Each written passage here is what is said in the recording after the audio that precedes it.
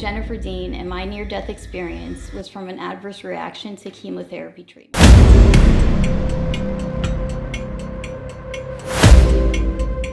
So today we have a special guest. Her name is Jennifer Dean. And first, I want to just thank you for taking the time to meet with me on my platform. I know we had a little hiccup with the scheduling. I'm so sorry. Like I No, that's completely, okay. I completely forgot that the 21st wasn't Saturday. I looked at it and then it said it on It said it on it. the actual thing and it said for tomorrow. I was like, oh, all right. But I was so tired yesterday that probably worked out better because it was like I had a full work week and then it's after that, I was just tired. So Yeah, so it worked hopefully it out. worked out a little better. Awesome. So I want to just give you kind of a introductory to what I'm doing here as far as like my series called Afterlife. Oh, I got super interested in near death experiences near like the beginning of the whole pandemic in 2020. It was during that time where I really felt like people in general, even if you were like super healthy or young, you were actually scared that you could die. You could literally be yeah. out of here the next day. Your well-being was in question every single day. Yeah. And for some reason, near-death experiences kind of like just popped on my timeline a lot on YouTube. And the first person that I looked at on YouTube was someone by the name of Dr. Mary Neal. Yeah, I've and heard. she was speaking at an IAN's conference. And then after her experience, I came in contact. Not, I didn't speak to him, but like I actually saw this one preacher who interviewed near-death experiencers, and he interviewed both Dr. Mary Neal, Howard Storm, and a couple of others. But then after I watched their testimonies, I got intrigued about the whole thing. And so I just The whole went down this concept, rabbit. right? Yeah. I just started going down this rabbit hole of Yeah. testimonies, and I said to Yeah. myself, either this is the biggest conspiracy in history, and a whole bunch of people are lying, or there's some actual truth to it. And so I just got super curious and noticed that even though some people may have variances of their experience, there was like a universal truth that they came back with. Yeah. Yeah. And no matter what they experienced, they came back super changed. People who never believed in an afterlife, people who never believed in a creator of any kind, came back with this crazy like And knowing. compassion. Yeah, a knowing of compassion that they never experienced before. So Yeah. that in itself made me feel like, wow, these are people that are telling us stuff that we should listen to. And so on my platform, I have various topics I talk about, but I'm making this specific segment to give people like yourself. I've had three other guests so far that's given their testimony, and they're pretty popular on YouTube as well. Yeah.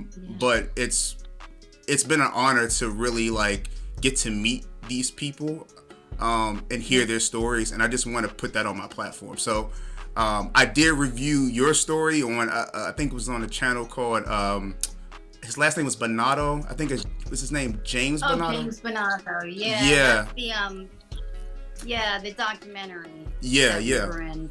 Yeah, and that was Yeah. amazing, and I also want to just Oh, tip my thank hat you. off to Yeah, you. it came out great. Yeah, I just want to tip my hat off to you on being a cancer survivor, because I know that Oh, thank. is that's something to really be proud of, and I just want to honor you in that aspect. But without any further ado, I just wanted you to kind of tell your story and bless my platform with your testimony.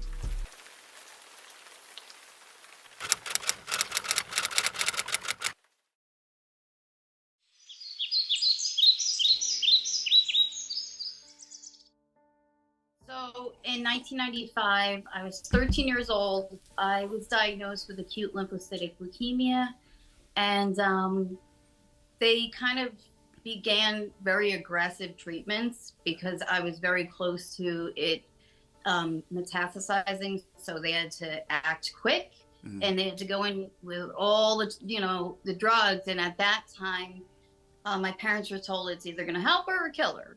So I went in and I had aggressive treatments. It felt like forever, but I was getting intrathecal chemotherapy, which is chemotherapy into the spinal fluid, to kill any cancer cells that could be in there or around the brain. So I felt like one of these per week. It could have been less, but like with the time thing, it felt like never ending. And then I also, part of the protocol was to get radiation to my brain, and they actually tattooed me. It's still there faintly, but it's like they take a pinprick and they put ink over it so the sites are lined up, so that they're doing the radiation in the same spot every time. They don't want to kill any more cells than they have to. So as I was sitting there, I was wheeled over for my first radiation treatment from Children's Hospital Philadelphia. That's where I was being treated. So they wheeled me outside over next door to the radiology center of the hospital across the way. And I remember when they wheeled me out, it just I hadn't been outside for 2 months or something. I was inpatient the whole time. So it felt crazy, just the sounds, the smells, the feeling of I think it was around this time. It was July because it was hot. So, and it was downtown Philly. So it just was the hustle bustle of the city. It was everything stood out. And I remember that to this day, just feeling the sun, really hearing the sounds. I was deprived of that being sick in a hospital bed. So anyway, we get in there and I'm with my mom. I'm sitting and I'm waiting. I'm the next patient that'll be going for my first round of radiation in my brain. And all of a sudden I started having a hard time holding my head up. It kept falling to the left. And I'm like, what is going on? And then my arm just went dead and I couldn't lift it. And then my left leg went dead. And at that point I said to my mom, something's wrong. And she was a home health aide for years. And she said my mouth was drooping. So she thought I was having stroke. They got the nurse. They rushed me back over to my hospital room, called my doctor. He came in and they had got me in the bed at that point. And I was still able to speak. It was slurred though. And when he came in, he just opened the curtain and looked at me and he looked scared. And I was like, am I going to die? Because that's the first thing I thought. When he looked at me like that, I was like, am I going to die? And he was like, I don't know. And, some people think a doctor wouldn't say, I don't know. But if they really don't know, they're going to, I don't know. We don't know yet. You have to see. But to me, I was like, this is it. And I just looked ahead and that was it. I just kind of accepted it. Whatever happened next, I guess we'll see. Yeah. And then my left side started to come back around. So now it was working again. It was weird. That was, I think within 24 hours it came back. And they did a swallow test to make sure I could swallow so that I could eat. Because if you have a stroke and part of, your esophagus or your throat is paralyzed, you could choke. Right. So they do swallow tests to make sure you're not going to choke. Right. And I did pass it and they gave me lunch. And I remember me and my dad were watching Stand By Me. And my left side was okay now, pretty much, I guess. And I was eating my lunch and I went to eat a carrot and I went to swallow it and I almost choked and I coughed it up and I felt it was happening again. And my dad looked immediately at me when he heard me coughing something up. I didn't choke. I coughed up the carrot, but I tried to say it's happening again. He says he couldn't hear that. It just sounded like mumbles, and my eyes were filled with tears. Yeah. And then I was out. Yeah. I was unconscious at that point. So I slipped into a coma, basically. And then when I would come back to my body, I was actually trapped in my body. So now I was in a vegetative state. The chemotherapy wasn't done attacking my brain at this point because that's what was causing all of this. And then when I slipped into this deeper state of vegetation, like the doctors needed to do a test, to do an MRI on me Yeah. to make sure, to actually see like what's going on in my brain. Yeah. And when they put me in, they usually put the big headphones on like you're wearing because it's a loud banging noise and it's like an hour long. Mm-hmm. But the headphones were static. But I was like this.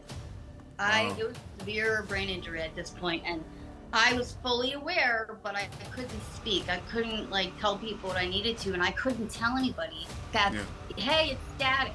So I just laid there listening to this, and I'm like internally like I'm gonna lose my mind.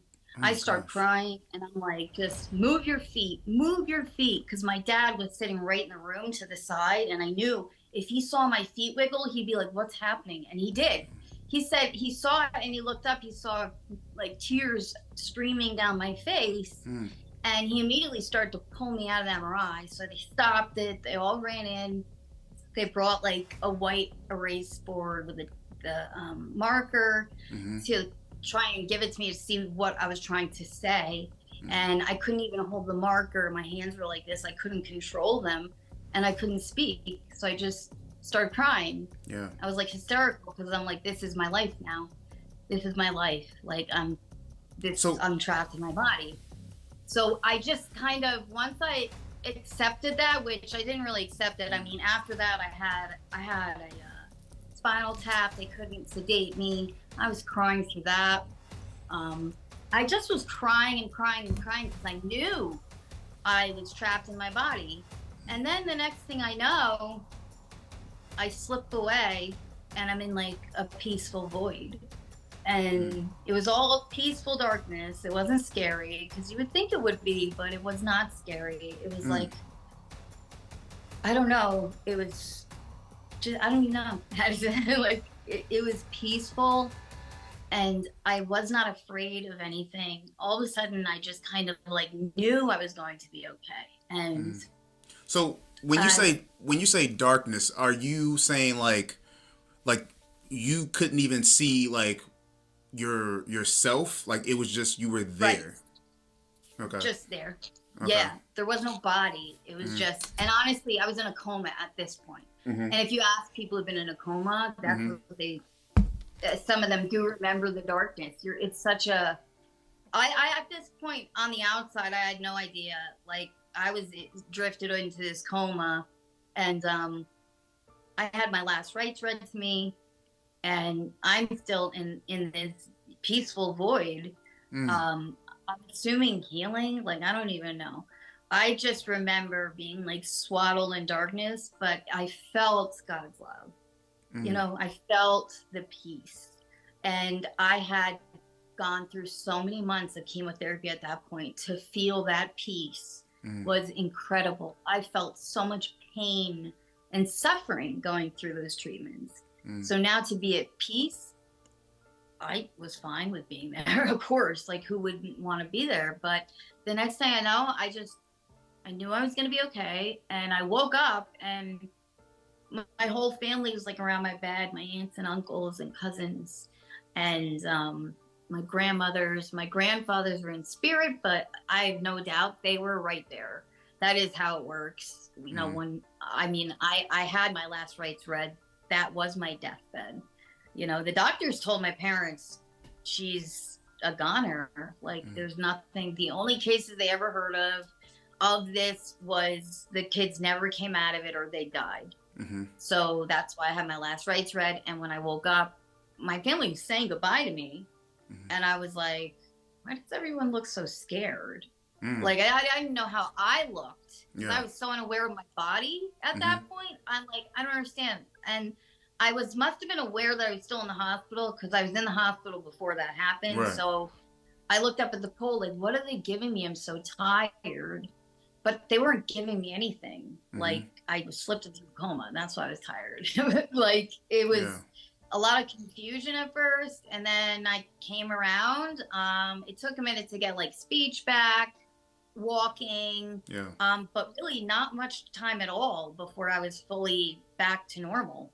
Right. So, I mean, but what the doctor said And my epiphany came at this time because the doctors came in before I slipped into the deep vegetative state. They came in to tell us that, had you had that first round of radiation, you would never have come out of this. Like it would never have reversed. It would have burned the chemo into your brain. Right. And then after that, I slipped into that deeper state. So it was like, when they told me that, I immediately thought something just saved me, or someone just saved me, something just saved me.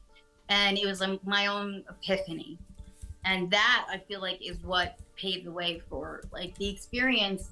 And honestly, I've even been told that there may be a lot more visually to my experience, but seeing it will not help me on my path here. It will hurt me, because sometimes after you have NDE, you miss that. You miss the peace. You miss the love. You miss the other side. And so to see it and feel it all over again, I'm not going to want to be here. I'll want to be there. So sometimes not seeing it is a way you still get the gifts from it. Yeah. But you don't have to visually see it. I felt it. So, because it's just, it took me until 2015 to even realize I had an NDE. I blocked it out for years. And then when the memories came back, I was like you. I was like guided to the NDE sites on Facebook. And then I started reading them and watching them. And I'm like, I started hearing of ones in the void. And I was like, no way. Like, that's where I was. That's where I was. Like, it all made sense. And do you think just all started to come together there. Do you think that, okay, so like, let's back up to the void. Okay. Do you think that void was like, there was a barrier in some way, like you could have like passed that void barrier somehow, and you just didn't, since you were in a coma? Versus where I watch other NDEs, it almost seems like they had already like passed a certain barrier and then they kind of got sucked back in. Do you think that void is like that in between stage, or what is your thoughts on that? I'm not sure, because I don't think of it, I don't compare my experience to anybody else's, because they're so unique to each person. And like I'm saying, maybe the other people will do better by seeing it visually, all of that. But other people who maybe went to the void, they're not seeing it because it will not help you in your life path. It will hurt you. You will miss it. You will be depressed. There are people who come back from NDEs and you don't get the love and the compassion and the feeling like God's love on this earth, especially not right now. Right. A lot of people are going through stuff. So it's like, you get what you need during that time. That makes a lot of sense. Like, yeah, because if I'm not spiritually strong enough to understand, okay, it's not my time yet, and then I've experienced this insane love, I see everything visually, and then I come back and don't experience it, I'm gonna want to self-check out of here. I really do. I believe, because if I saw what other people see, because it really is dependent on the person. Yeah. And some people you could go under, because there's a lot of trauma involved, and mine was like severe trauma. Like I've blocked it for 20 years. So that's after I lost a loved one, the memories started to come back. And it was crazy. I was like, I hadn't talked about it. I haven't even thought about it for years. So, but yeah, I do. I believe everybody sees or feels what they have to in their experience. Yeah. But I know some people, they see it's such visuals and it's like all the senses played into one, where other people, it's like, why did I only get like the darkness? But let me tell you something. I don't look at it like that, because that darkness was so peaceful. People think of darkness on earth as like a bad, cold place. This is not that. This is not that. You could never understand the darkness on the other side, or the darkness in between. Let's call it the cosmic womb, because that's really what it is. You're in the in between. I could have crossed over. That's the thing. I could go get like hypnosis and try, and I was thinking about that, but it's just but that void, it was beyond peaceful. Like, that's the thing. I There don't was no think, fear. right. There was Mm, no fear. I was at peace. Like, mm, and like I said, I've been in so much pain, and that at that point, I yeah, was fine with that. yeah. But it wasn't my time. Mm, And then, in 2016, I had my son, and I mm, realized that's why I was sent back. mm, Like, I've always known I was going to get to him, but when I finally did, it was amazing, because that's been my goal for, I think, lifetimes, is to have a child, be a mother, so yeah, um, yeah. so the whole thing kind of, it started in my childhood, like that experience, and I've had spiritual experiences since. Mm-hmm. So it doesn't really stop there. It's like you have one foot in another world and one foot in this world. You're just kind of, Yeah, it's crazy what happens after. The after effects yeah, is what blows my mind, yeah.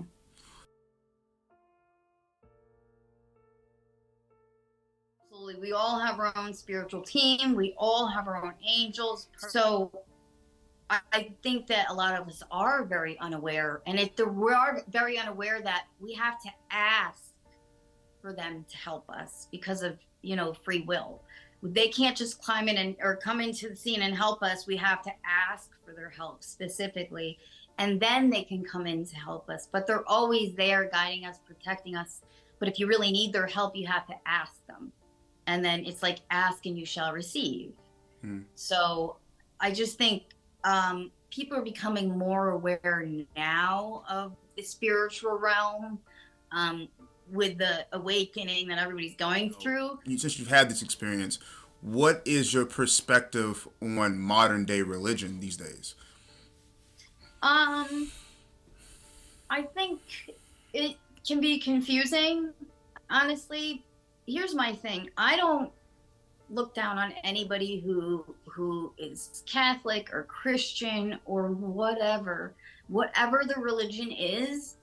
All that is asked of you is to love everybody. Mm-hmm. Don't judge people. Mm-hmm. And that seems to be kind of hard Mm-hmm. for some religious people. Mm-hmm. But it's also hard for non-religious people to Mm-hmm. show respect to people. Mm-hmm. I don't get into the whole, like, tearing up religions, because honestly, if that's how you find God, do it for sure. Do it, go to church. But when it comes time to shun people because they don't follow your path to God, Mm-hmm. people have their own path to God, Mm-hmm. So I'm very respectful in that manner.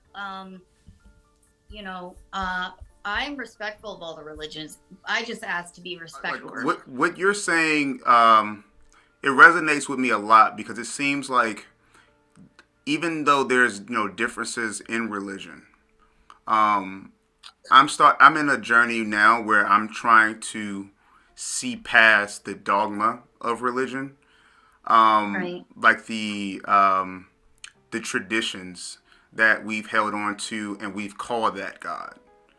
right, And so I'm at a point where my belief system versus someone else's belief system, if I mm, see the God in what they're actually doing versus just what they say with their mouth, I separate yeah, that. You know what I mean? Like I had this yeah. amazing opportunity to go to Morocco last week and a half Oh, ago. wow.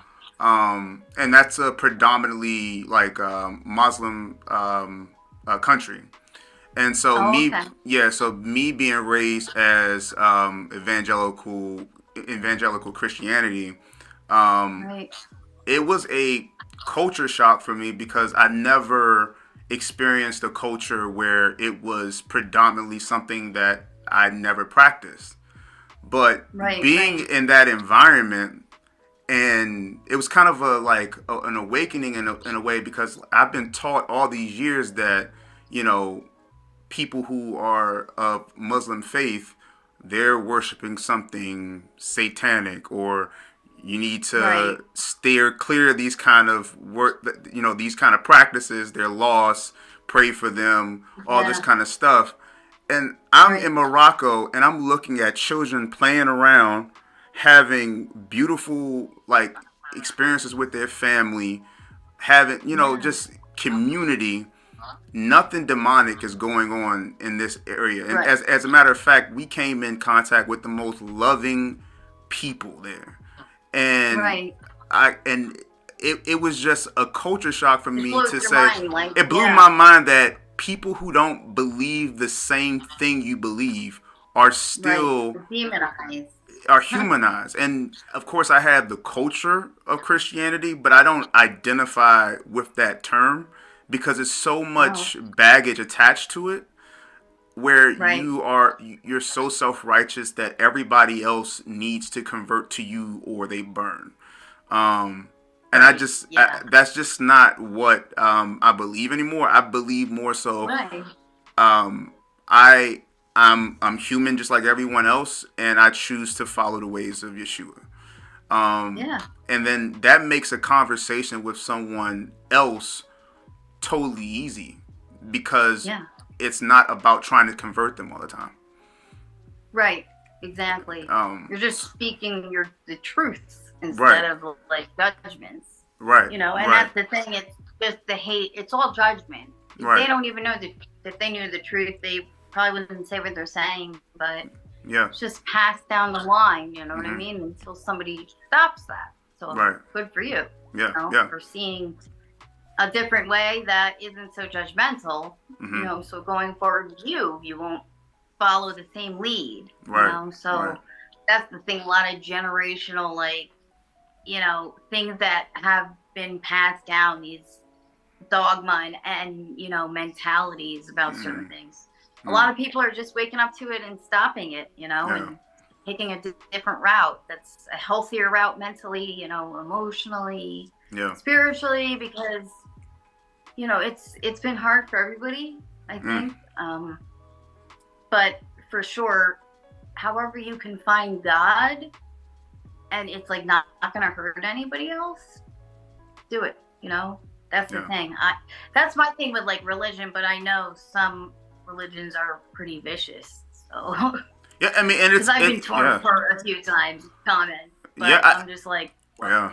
Yeah. I just think that, like, if you really think about like how people see religion, if you're on either side of the spectrum, whether you decided to completely not believe in God, or you're in a conservative like kind of religion, it's right, it's like both sides of the spectrum are kind of dangerous, because it's like an absolute kind of thing. Like you don't right, have any room to for mystery. You don't have any room to learn. Like, if you say there's no God at all, then you are completely saying, "Oh, I don't want to learn anymore."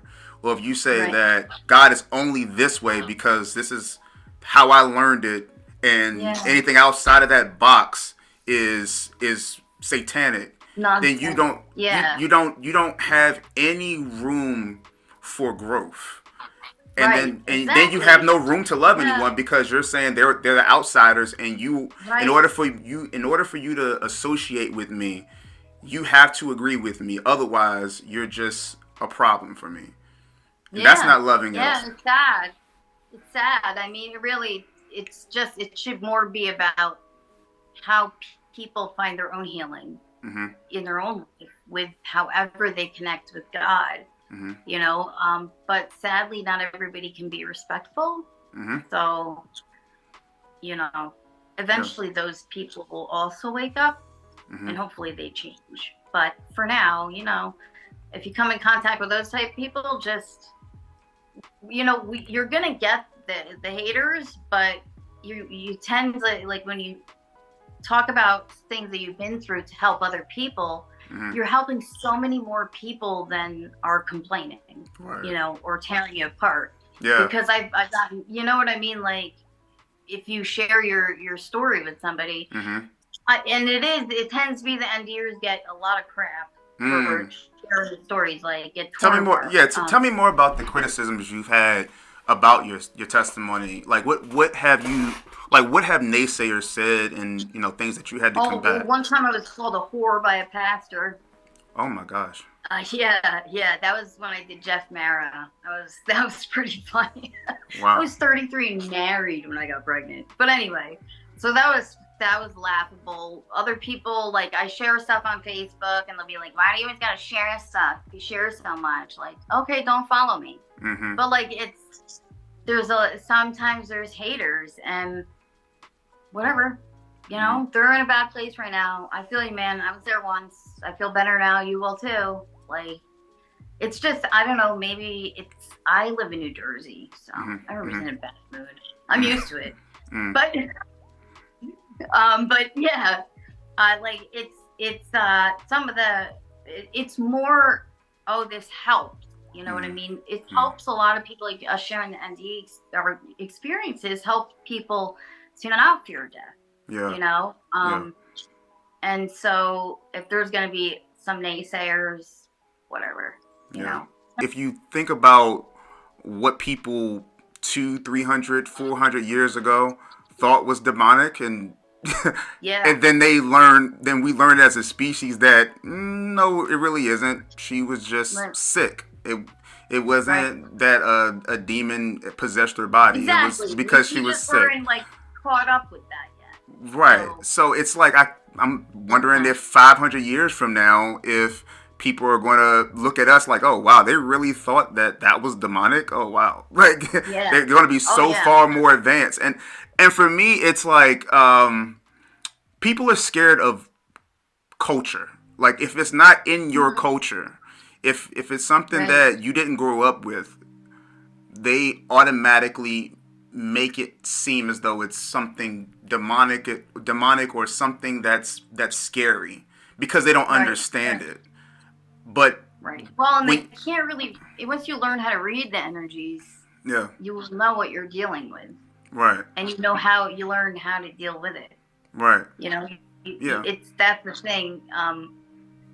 I think it's just people are just immediately fearful of anything spiritual because it's like, oh no, you know, like that just freaks them out. You know, but more and more people's like spiritual abilities are awakening right now. And so now I think that's why a lot of people are looking at the near-death experiences. So because once you understand that you don't die and all the loved ones you have are with you in spirit and they can help you, like game over. Now you realize it's just a journey and like you don't have a long time, so like make the most of it, because once you realize that, like, there's more. This is not it.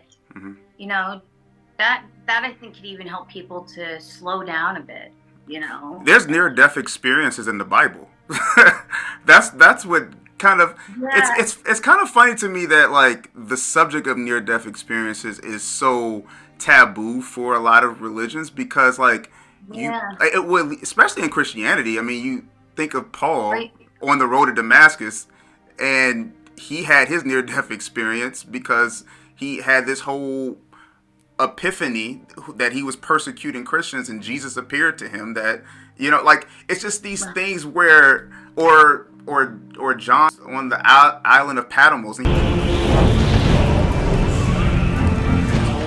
this whole apocalyptic vision, like that sounds like an out of body experience, like to have that kind of vision. So it's like you trust in all of these like crazy visions that people in the Bible talk about 2,000 years ago. You never met them. You never met them. And sometimes it was written by an author that wasn't the actual person. But you believe that in like 2,000 years ago. But somebody here in the present tells you what they experienced, and you automatically just disregard anything they're saying. Yeah, or they just get rude. And they'll say like they don't believe it, and like it's not like we're trying to make anybody believe us. It's just speaking about it. You know, I think we're all getting the cue to speak about it now, because that's the point. We need everybody to wake up to like, hey, like, we don't have long. Make the best of the time you have. We're not just here to work and die. Yeah. Like, we're in like a daze. We're just working our way to our grave right now. Like, nobody stops and, you know, sits still and connects with God. So I think that's why a lot of NDers are coming forward too. We're getting that call to do so, to kind of push humanity along on the awakening journey. Yeah. which I think everybody is going through. I would say lead life with love. Even if people are hurtful, love them and walk away. If that's what, or walk away, send love. Mainly love yourself and have boundaries, Right. for sure. That is part of self-love. So that's my tip for that. But as far as life in general, you do not have a long time. Stop thinking you have a long time. You don't. So do the things you want to do in this lifetime and treat it like it's your last and only lifetime. As a 27-year cancer survivor, I was not given this long to live. Right. In their eyes, I would have been dead by now. Wow. So with that, my thing is like, so I always look at things in a different way because maybe I won't be here tomorrow. I really don't know. But that's for everybody. We don't know. And that's it. No matter how many end years, we still don't know when we're going to die. It doesn't matter if you've had an ND or not. We don't know that stuff. So really live life to the fullest. And that's like my main thing. Live life and love life. And laugh. Yeah. Like corny. But it's real. Like, you know, the laughter brings in spirit. That's why you feel lifted when you laugh. It actually brings spirits in. So that's why it's like, it'll bring in that loving feeling. And then that will, you know, we just have to get there in place, not let anybody divide us anymore. Division. You know, oh my gosh. Yes. Yeah. You know, yeah. We're all one love. It is. It really is about love. That's it. That's the whole point. But it's, that's it. It's all about learning about love. But, you know, it does get easier. It does.